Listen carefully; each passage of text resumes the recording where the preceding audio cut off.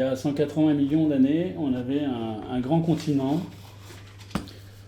Un grand continent qui était composé de tout ce qu'on retrouve aujourd'hui. Et ce grand continent s'est disloqué. 180 millions d'années, c'était il y a très très très longtemps. Je ne sais pas si ça vous dit quelque chose, mais c'était il y a très longtemps à l'échelle géologique. Donc il y a eu éclatement de son grand continent, avec l'Inde qui est venue percuter le continent asiatique, avec l'Australie qui s'est séparée de l'Afrique, et de l'autre côté l'Amérique du Sud qui s'est séparée de l'Afrique. Il y a 60 millions d'années, par contre, on a eu Madagascar qui s'est détaché de l'Afrique et qui a dérivé gentiment, qui a dérivé de l'Afrique et qui est venu se positionner là où elle est actuellement. Donc pour résumer, l'île de Mayotte, c'est un volcan qui repose à 3700 mètres de profondeur et qui a son origine qui est liée donc à la formation du canal du Mozambique. Alors le canal du Mozambique, c'est ce qui sépare l'Afrique de Madagascar aujourd'hui. Et vous avez, si on situe, l'archipel des Comores qui est ici. Donc le volcanisme de l'archipel des Comores et de Mayotte en particulier est lié à ce phénomène d'écartement de Madagascar de l'Afrique, avec tout un tas de failles qui se sont mis en place. Alors les failles, c'est quoi ? C'est la croûte qui casse. Et elle casse à plusieurs endroits et Madagascar se déplace. Aujourd'hui, on a des grandes failles qui existent entre le continent africain et Madagascar. Mayotte, son âge est de environ 7,7 millions d'années. Et un volcanisme qui est le plus ancien des 4 îles de l'archipel. Donc un volcanisme qui a commencé il y a 7 millions d'années. Les derniers indices de volcanisme à Mayotte datent d'il y a 4000 ans. 4000 ans, à l'échelle géologique, c'était hier. Aujourd'hui, Grande Comore est toujours active. C'est-à-dire qu'il y a un volcan qui est en activité qui s'appelle le Karthala. Il y a 7 millions d'années, on a eu l'émergence de 2 grands volcans. Donc il faut imaginer qu'ils sont apparus au fond des océans et ils ont émergé. Donc on a eu pendant 3 millions d'années un volcanisme continu, avec la mise en place de grands dômes volcaniques. Et là vous allez reconnaître les noms, c'est le Benara, c'est le Sazilé, c'est le Mont Chungi. Ça c'était des volcans. Entre moins 4 millions d'années et moins 2 millions d'années, l'île s'est un peu affaissée. Donc il y a eu une érosion de l'ensemble de tous ces édifices volcaniques, notamment un affaissement de volcan du Msamboro. Le volcan de Msamboro, aujourd'hui, on distingue l'îlot Msamboro et les quelques îlots qu'il y a autour. Ça, on va dire que c'est la pointe Sazilé. Il y a moins 500 000 ans, on a eu à nouveau une activité volcanique un peu différente, une activité volcanique explosive. Et donc, activité volcanique explosive, ce sont les cratères que l'on trouve sur Petite Terre. Ils sont le Diani et puis les 2 cratères éventrés des plages de Moya. Et puis sur Kawini. Sur Kawini, il faut imaginer qu'au droit de Kawini, il y avait un volcan explosif. Je vous ai parlé des volcans, Mont Chungi, tout ça, ça ne vous parle pas parce qu'aujourd'hui, ces volcans, on ne retrouve pas la morphologie du volcan initial. Le Mont Chungi, qu'est-ce que c'est ? C'est ce qu'on appelle un nek, c'est un terme géologique. C'est une aiguille de lave qui s'est figée à l'intérieur de la cheminée du volcan. Le volcan après a été érodé et aujourd'hui il reste uniquement la cheminée du volcan. C'est ce qui donne cette montagne très abrupte et très, très marquée. Je vous ai parlé de volcans de type un peu explosif. Donc ça, ces volcans, vous retrouvez des traces de ces volcans sur Petite Terre. Donc avec des formations, ce qu'on appelle pyroclastiques ou de cendres mélangées avec des blocs. C'est ce qu'on retrouve sur Petite Terre, notamment sur le Rocher. Donc là aussi, on n'a plus la formation initiale de ce beau volcan de type strombolien. Mais voilà, on a des affleurements vous imaginez des projections de cendres avec des fragments de roches, avec des gros blocs de roches. Ça donne ce genre de formation-là. Et après, donc, on a ce qu'on appelle des mares en termes géologiques. Alors là, ce sont des grosses explosions liées à de fortes pressions, notamment d'eau. Et donc, le Dziani, c'est une grosse explosion avec les retombées des cendres sur le côté et une dépression au centre. C'est-à-dire que tout le volume de roches qui est sorti de cette zone est venu se déposer sur les côtés. Et comme il n'y avait plus de roches, ça a créé une dépression et l'eau stagne à l'intérieur.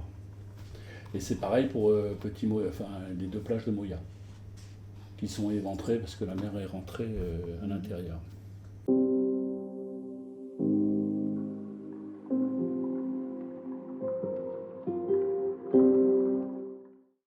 On va dire que Grande Terre et Petite Terre sont 2 événements volcaniques distincts.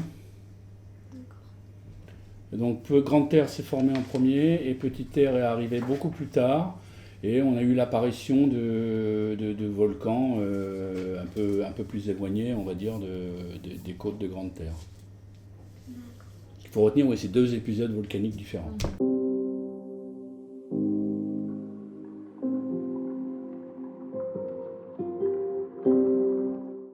Des tremblements de terre, il y en a toujours eu à Mayotte et au droit de l'archipel des Comores. C'est pas quelque chose de nouveau. On a du matériel qui enregistre toutes les secousses. Généralement, on avait une vingtaine de petites secousses enregistrées ici à Mayotte par an, avec peut-être 1 ou 2 ressentis par an. Donc, et ça, vous en avez tout au long de l'archipel des Comores, où on a eu des séismes, dont le plus gros à Mayotte était de 5,2. Jusqu'au mois de mai, le plus gros séisme observé avait été de 5,2. Il avait été observé en 1993. Compté du 10 mai 2018, on a eu une succession de séismes qu'on a appelés essaims de séisme.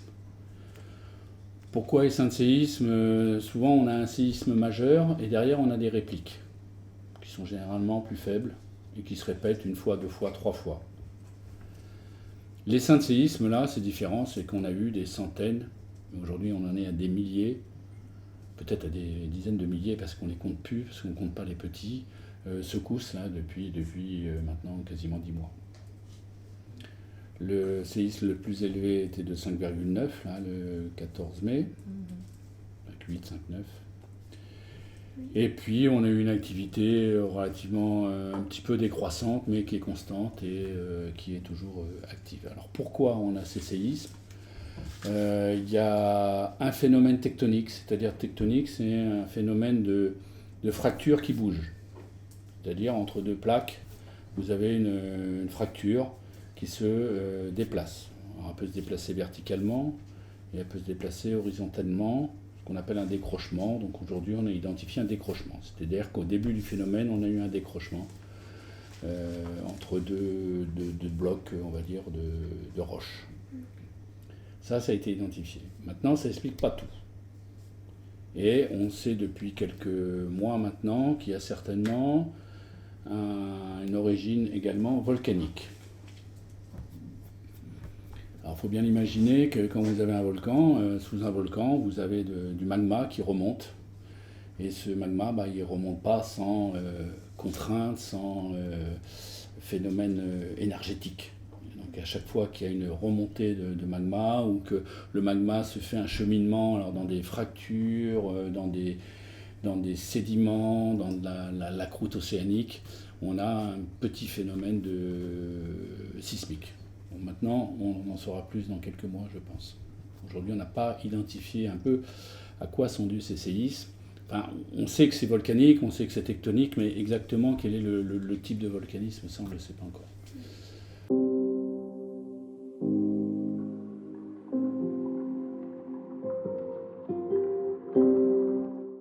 Aujourd'hui, on ne peut rien exclure, mais ça rassure personne. On sait que les séismes les plus importants, ils ont eu lieu au début. Généralement, quand on a un phénomène volcanique, les séismes les plus forts ont lieu au début. Le système se met en place La lave sort et de plus en plus facilement et les séismes sont de moins en moins forts. D'accord. Maintenant, je ne veux pas y mettre ma main à couper. Peut-être qu'on peut avoir un phénomène naturel qui fait qu'on a une autre création de failles avec d'autres séismes. Mais bon, c'est pas logique. Ce qui est logique aujourd'hui, c'est que ça menuise petit à petit. Alors l'événement quand même que l'on vit est important. C'est un phénomène d'ampleur. C'est pas une petite éruption, c'est une éruption. Alors quand je vous dis éruption, il faut visualiser la chose. Peut-être que c'est encore des circulations intra-croûte. Alors ça, c'est difficile à visualiser. C'est pas forcément une effusion sur le plancher océanique. Là, on ne sait pas trop. On va mettre des systèmes de mesure au droit de la zone, donc au fond des océans. Ça, c'est prévu au mois de février. Ça nous donnera des signaux qui nous permettront de comprendre le type d'éruption qu'il y a au fond. Aujourd'hui, le volcan, si le volcan doit émerger, il va émerger dans quelques milliers d'années, et encore si le phénomène est continu. Donc aujourd'hui, il est plus vraisemblable qu'on ait un épanchement de magma, et puis il y a de la place, quoi. Voilà. Donc, après 3500 mètres de profondeur, oui, aux Antilles, il y a des volcans là, qui sont quasiment sur le point d'émerger. Mais bon, ils ont pris naissance à 1000 mètres de profondeur, et là, ils sont encore à 200 mètres du niveau de la mer. Donc pour l'instant, on est quand même à des profondeurs très importantes qui font que, bon, voilà, on a le temps de voir venir. Les phénomènes tectoniques, il y en a sur toute la planète. Et il y en a plus qu'on croit déjà en métropole. Dans les Pyrénées, ça bouge aussi, dans les Alpes, ça bouge aussi. Et en Italie, en Grèce, il y a eu des catastrophes. Donc aujourd'hui, dire qu'il n'y a pas eu plus de séismes, je pense, en 2018 qu'en 2017. Sauf si, effectivement, les gens font la synthèse de tout ça. Parce que moi, je n'ai pas fait la synthèse. Peut-être qu'il y en a un peu plus. Maintenant, est-ce qu'ils sont en relation les uns les autres? Non, je ne pense pas. Ça n'a rien d'anormal. Ce qui est anormal, c'est l'ampleur du phénomène.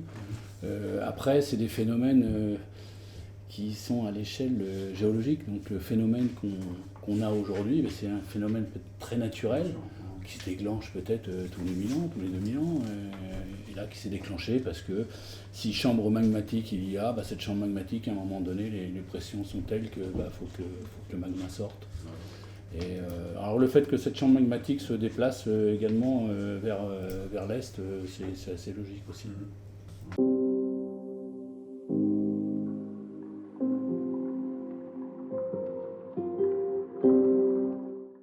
On va parler des séismes que tu ressens, que tu es capable de ressentir dans la journée. Aujourd'hui, il y en a 5 qui sont au-dessus de 4 par jour. Au-dessus de 3, 5, pardon. Il y en a 5 par jour. Après, on en a plusieurs dizaines qui sont enregistrés par nos appareils. Mais il y en a beaucoup qu'on ne ressent pas parce que c'est des petites magnitudes.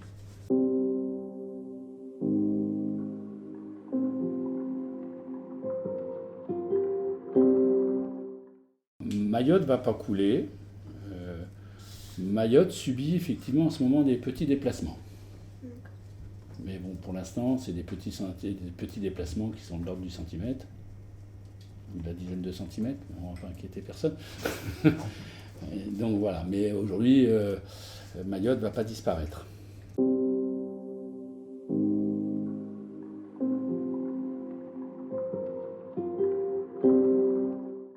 Un séisme, ça ne peut pas se prévoir. Ça, il faut bien le retenir. Aujourd'hui, on ne peut pas prévoir les séismes. Alors moi, je peux vous dire qu'il va y en avoir demain après-demain, parce qu'aujourd'hui, il y en a plein, mais on ne peut pas prévoir un séisme et vous dire quelle magnitude, quelle force il va avoir. C'est impossible, même au Japon, même au Chili, même au Pérou, qui sont des zones très actives.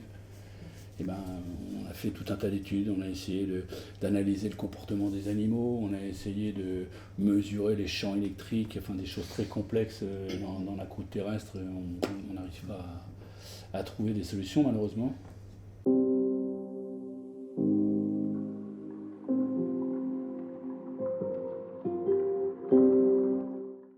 Les séismes en eux-mêmes, non, parce qu'on peut avoir des séismes des séismes qui sont liés à des mouvements de plaques ou des frottements ou des cassures. Ce qui peut donner naissance à une île, effectivement, comme celle de Mayotte, comme celle de Don Juan, de Mohéli et de Grande Comore, c'est un volcan. de la matière qui sort de la croûte océanique et qui va venir alimenter la naissance de l'île.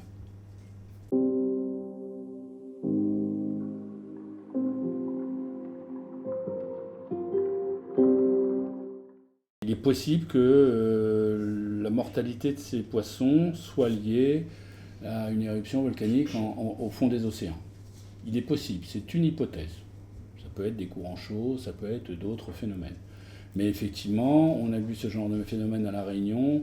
On peut supposer qu'une remontée d'eau chaude, par exemple, ait fait remonter des poissons, qui sont des poissons de grand fond, et qu'ils soient morts par décompression ou par brûlure, on ne sait pas trop.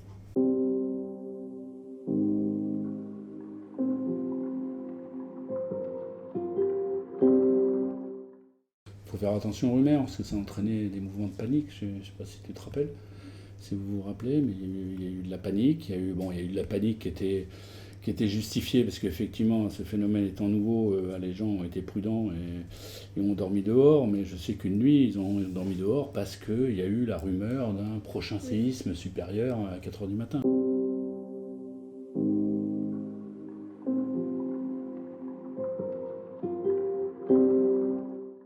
Alors un tsunami, pour avoir un tsunami lié à la sismique tectonique, il faut qu'on ait une magnitude supérieure à 6,5 environ.